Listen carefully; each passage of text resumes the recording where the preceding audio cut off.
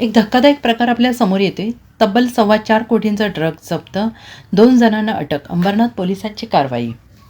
अंबरनाथ पोलिसांनी मोठी कारवाई केलेली आहे. पोलिसांनी तब्बल 4.25 कोटी रुपयांचा ड्रग्ज पकडला आहे. या प्रकरणी अंबरनाथ पोलिसांनी 2 आरोपींना अटक करत न्यायालयात हजर केलं आहे. या प्रकरणातील आरोपींना न्यायालयाने 16 मार्चपर्यंत पोलीस कोठडी सुनावली आहे. अंबरनाथमध्ये चरस विक्रीसाठी येणार असल्याची गुप्त माहिती अंबरनाथ पोलिसांना पथकाला मिळाली होती आणि त्यानुसार छापा मारून पोलिसांनी चरस जप्त केलं आहे, ज्याची किंमत आंतरराष्ट्रीय बाजारात 4.25 कोटी आहे. यातील मुख्य आरोपी हर्षल पटेल हा गुजरातला राहणारा असून गेल्या 1.5 महिन्यांपासून अंबरनाथमध्ये वास्तव्याला होता. त्याचा दुसरा साथीदार सिराजुद्दीन अहमद याला देखील पोलिसांनी अटक केली.